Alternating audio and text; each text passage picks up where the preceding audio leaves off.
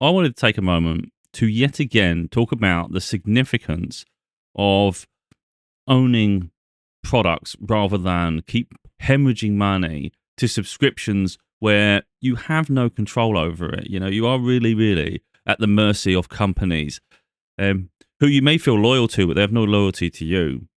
They will suck you in with free trials, uh, low subscription fees for the beginning stages, and you see it time and time again, where once they create a fan base, which then they rely on that loyalty or that obsession to the content, they will fleece them dry. Happens all the time. And what happens is really, when you open your eyes to it, you start to appreciate the little things, the things you had maybe in the past that through like evolution we started to dismiss. And I'm going to talk about like some of the things I have at the moment. But something happened recently which just amplified the situation. But I've been talking about it a lot. You know, for me, they're all one and the same. We've got music subscription services which just get more and more expensive, and you just think, for what reason? Now, everybody has their own music taste. But a lot of people, like myself, you'll find certain music you like and you'll probably listen to it quite often. But you're paying a membership, a subscription fee every month, which adds up to quite a lot a year over your lifespan. That's insane when you think about it. Like, you're listening to the same songs written. I mean, not all that ways the same. We can learn new songs, but still, there was something so beautiful about owning something rather than keep hemorrhaging. Because like, if something might seem reasonable today, but is it going to be reasonable tomorrow? The price isn't going to stay the same the whole way through, is it? There's always going to be changes. We've seen it with the advent of adding adverts in the middle of things. Everything gets restricted.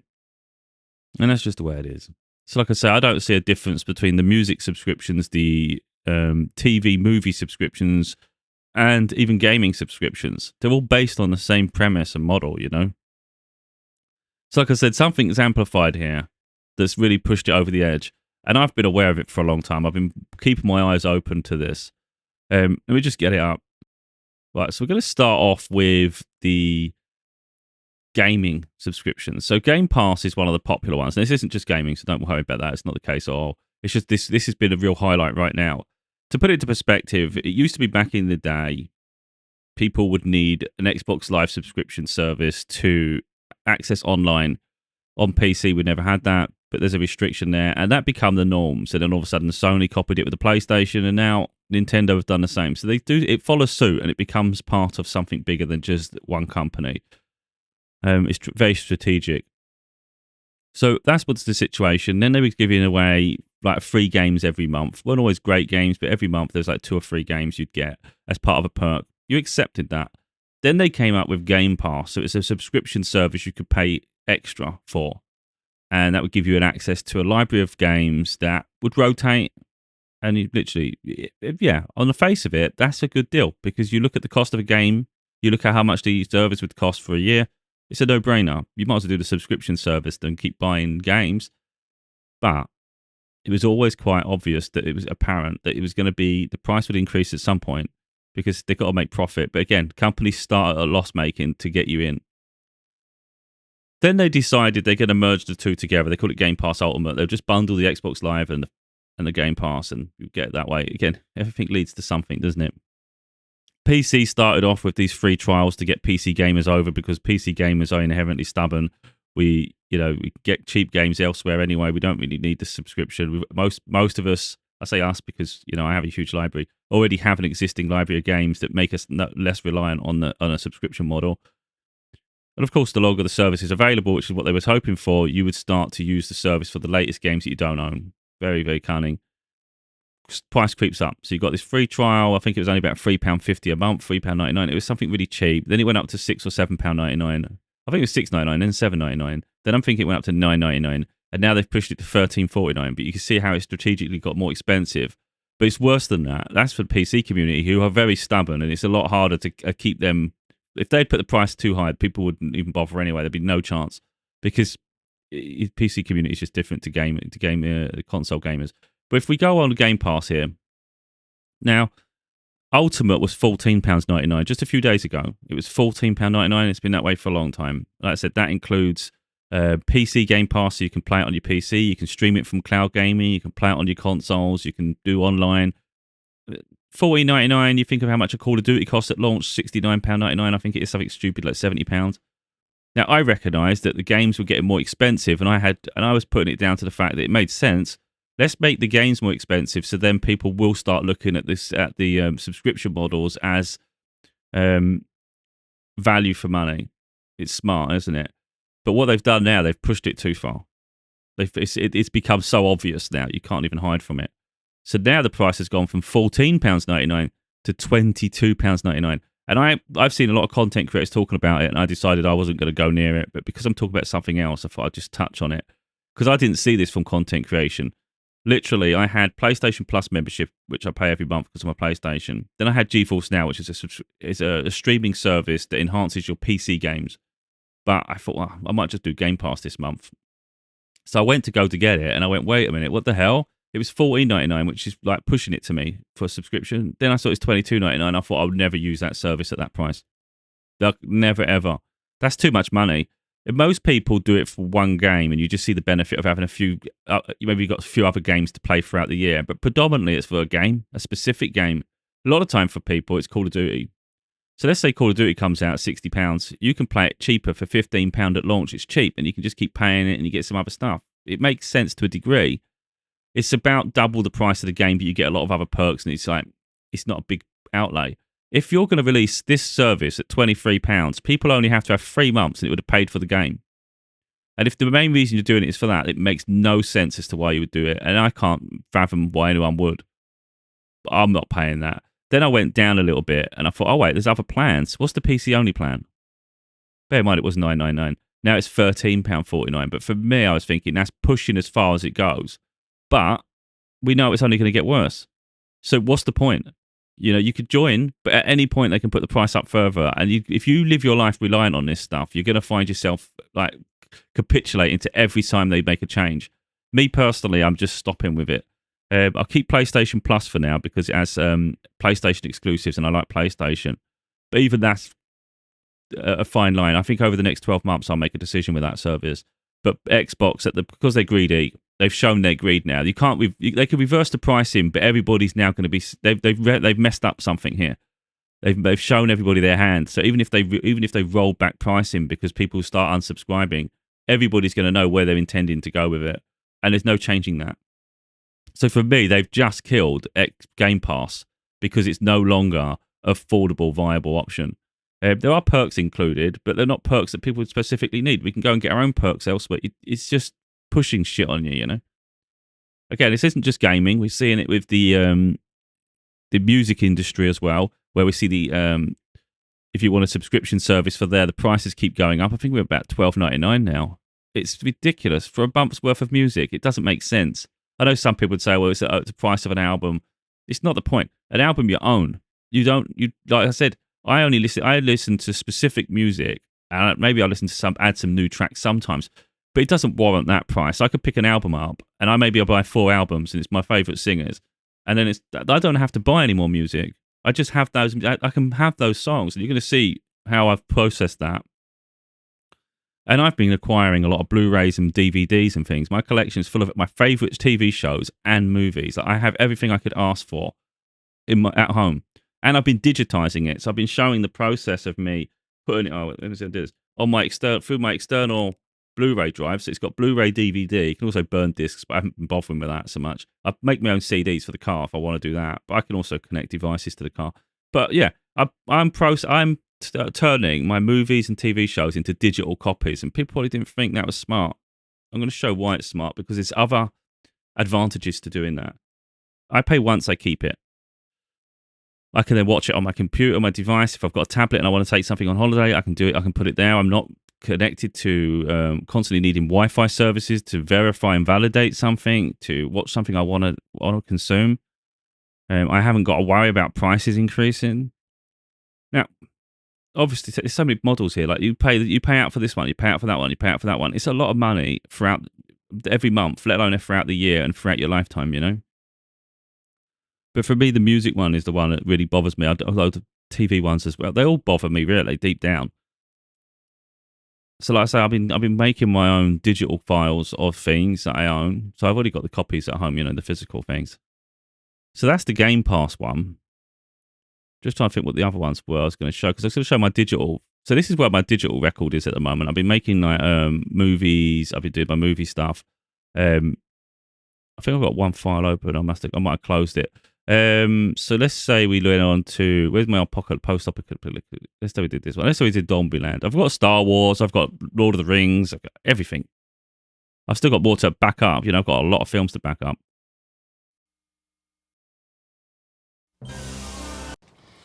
So look at the quality of the picture. Here ain't it right now. This is, and that's a digital copy, so I can take it portably wherever I want. And I also have the disc where I can watch it in front of the telly. You know, and that's just one movie of many movies. And that's what I've decided to do. So people might think that's crazy. You've got streaming services. Well, the streaming services are never going to stay affordable.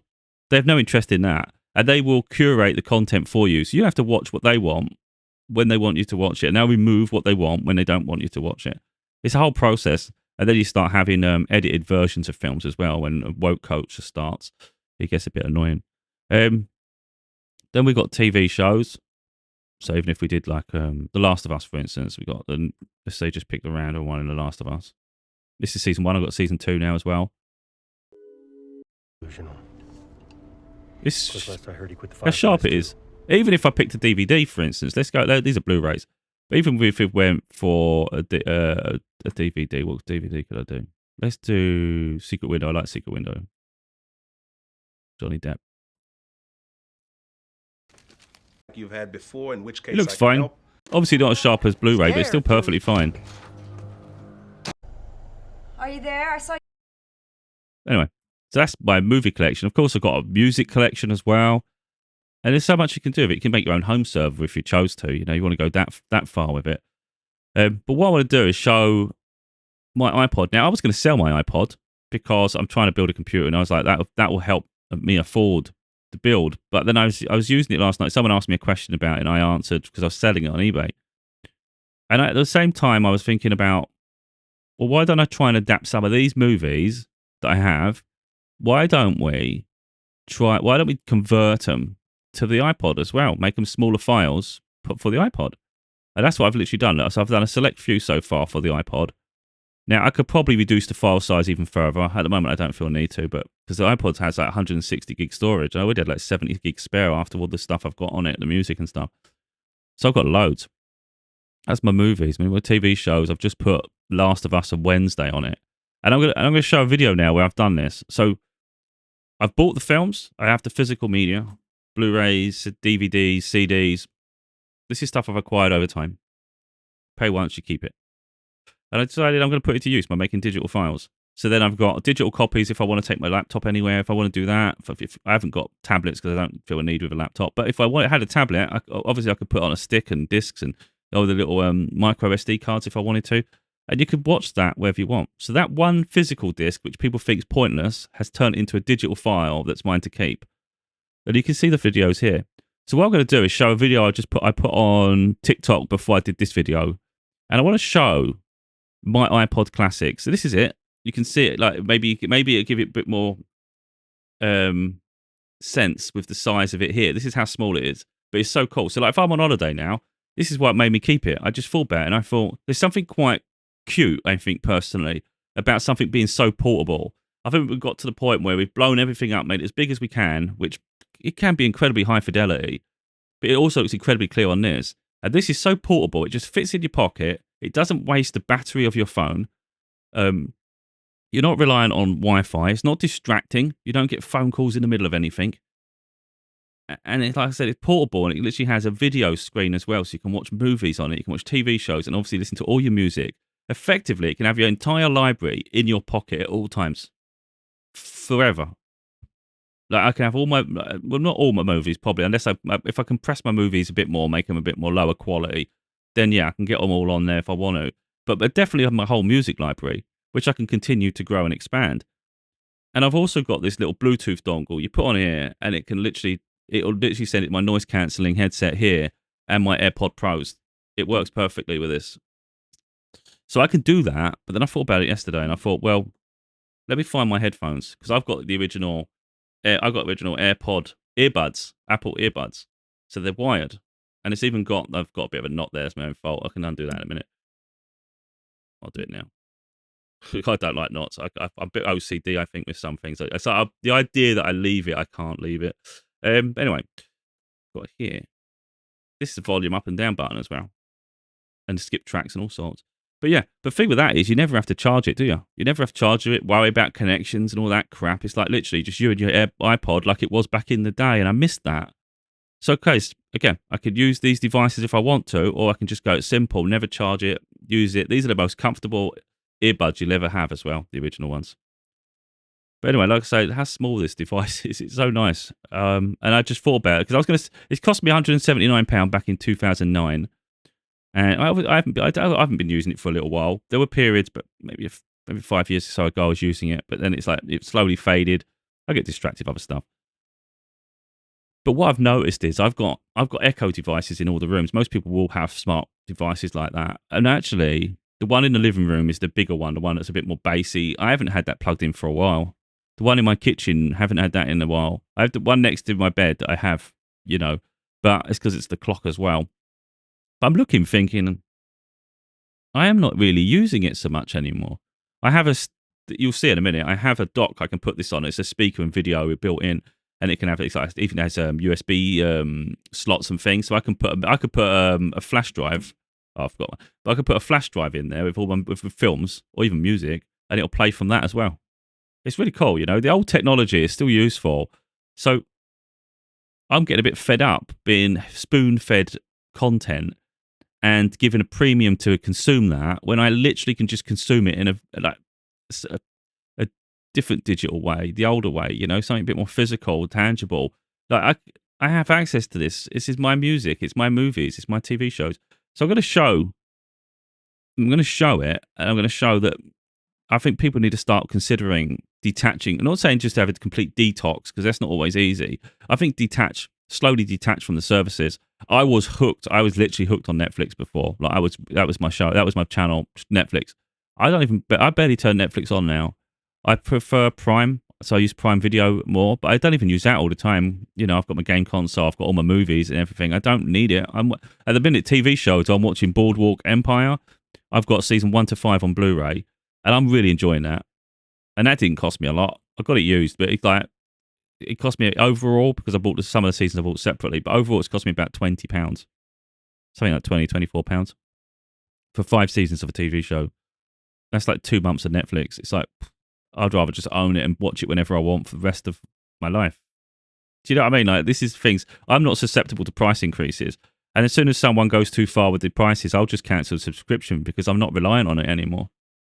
But Prime I like because I've actually liked the way the shows are at the moment. I do like the features, but I also like the fact that with Prime you do get a lot for your money. A lot of people don't realise if you're a PC gamer, you do get PC games every month. You redeem, you keep forever. It's not why you have the subscription. You literally own the games.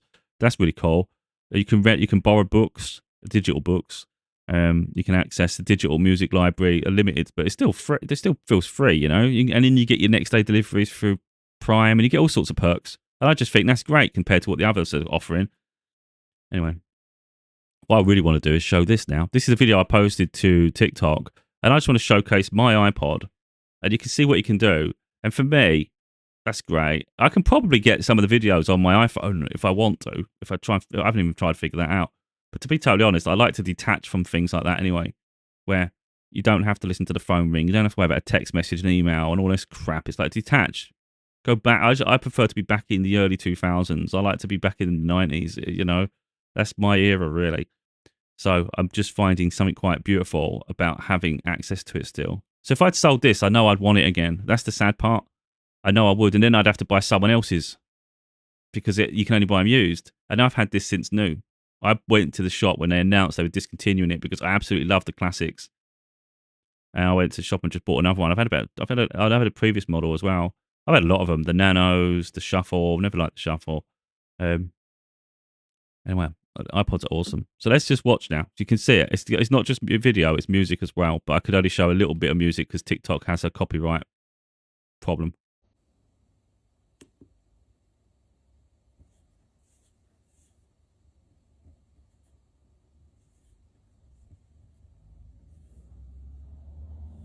So I'm just showing some of the music. And I have a lot of music, I think it's still got over 30 days worth of music or something. But I've still got more I'm going to update with. And now we're going to go through some videos. You can see some movies I've done and TV shows and things like that. You see how clear it is? It's mad. All I could think of was, what are the odds? Another marriageable woman to bring home to the folks. Come quick. So this is on my little dock. I've got a dock here. Of course, we can listen to it for headphones and all sorts. There is a little chirpy noise that comes through. I have Googled it. It's to do with the software where I have the video. So I've taken it off a Blu-ray or a DVD. This is a Blu-ray. And then I've made a digital file. It works absolutely perfectly, flawlessly on my computer.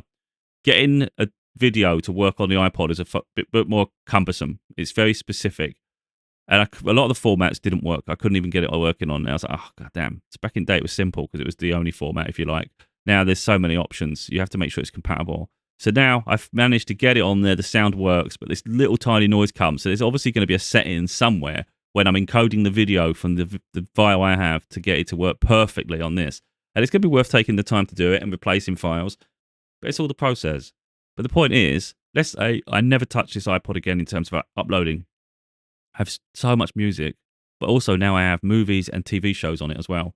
It's an all-in-one device. It's absolutely incredible. And yet people are paying subscription services. And for what, though? You know, you've got to move away from it. His ear is in danger of having hair brushed over it. Hey, I'll catch up. Rule number 22. When in doubt, know your way out. The other thing that's quite remarkable is the battery on this. I've had it since 2009. That battery still lasts absolutely ages. It's mental.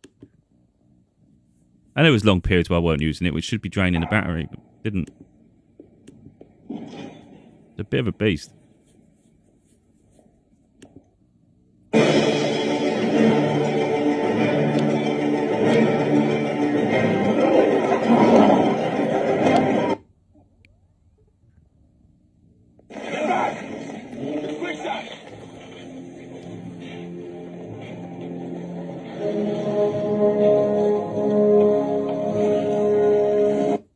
So where I sit is like holiday and things like that. Even if you're on like a bus or a train. I mean, I don't use public transport very often myself. I prefer to just do things myself. But it's the fact that you just get it out of your pocket. You can literally have access to everything. No internet needed, you know. And it's just so portable and light.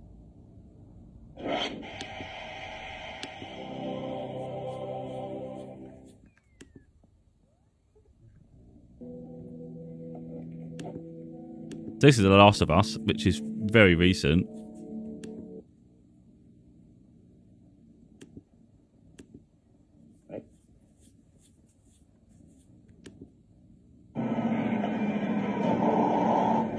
And because the screen's small, it does look sharper when I'm holding it.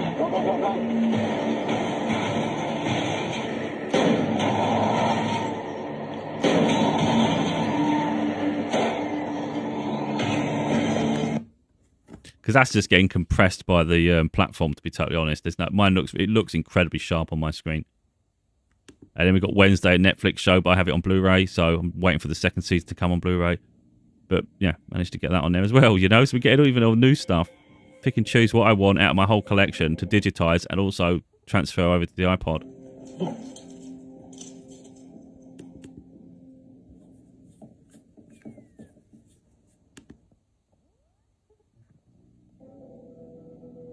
I know why you've come here Wednesday. So go on, ask. Father didn't kill Garrett Gates, did he?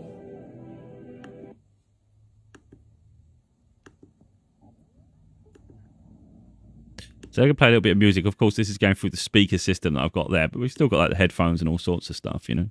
But it's really cool because that speaker system is really useful as well. It's like a dock charger.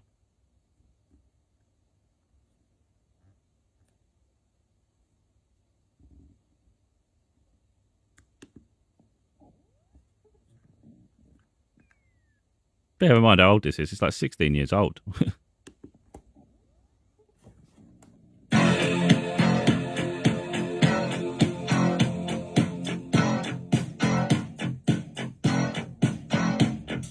call you, I need you, my heart's on fire.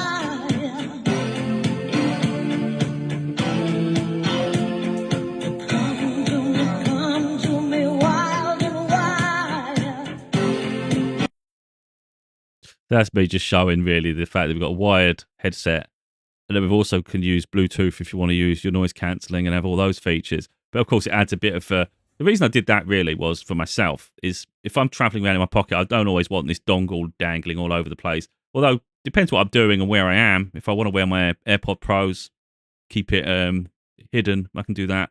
But likewise, I can feel just as comfortable with the cable. Tuck it in beneath your t-shirt. It makes no difference. And that's what I used to do back in the day, you know.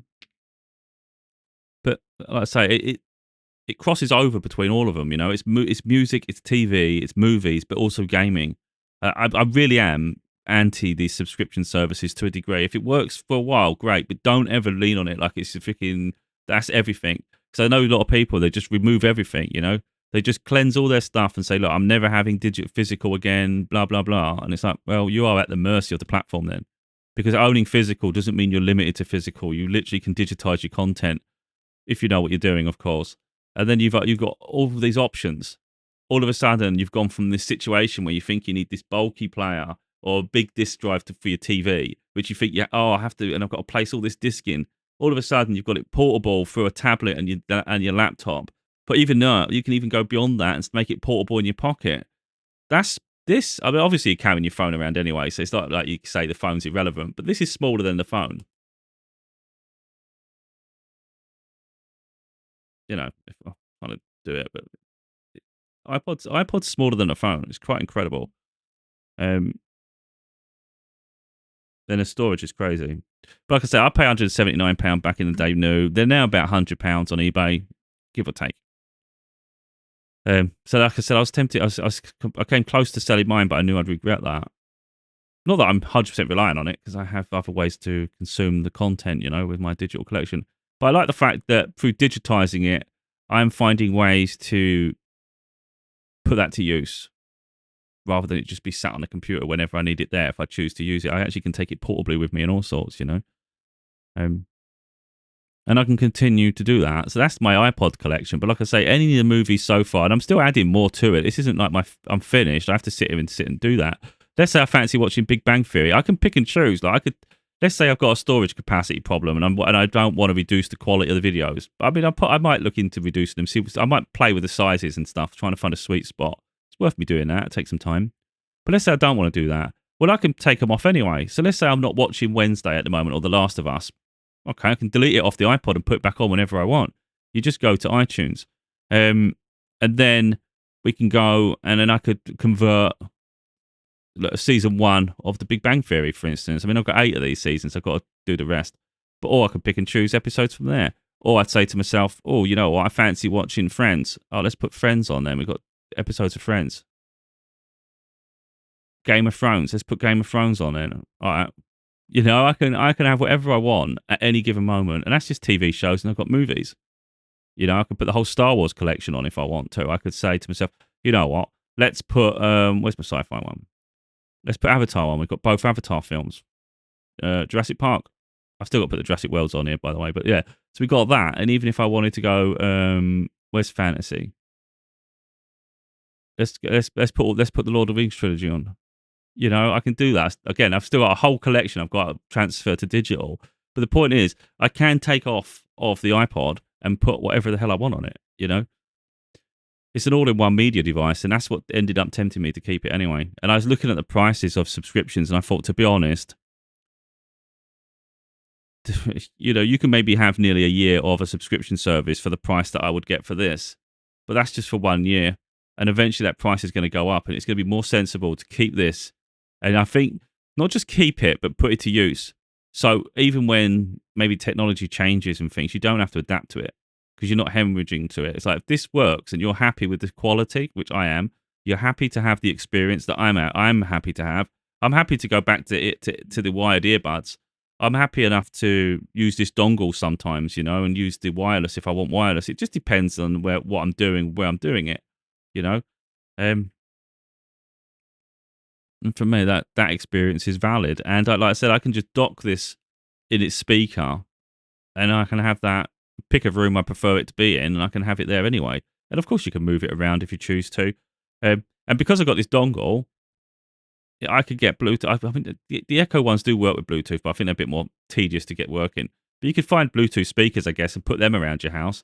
Boom, plug this in, Bluetooth it to those around your house, can't you? So I think there's use case scenarios here where you literally just back up your favorite music on here and you've always got access. And like I said, I knew I'd regret it if I sold it because I'm getting fed up maybe selling things and then having to buy a used version off someone else when I had one that no one else owned. It was mine.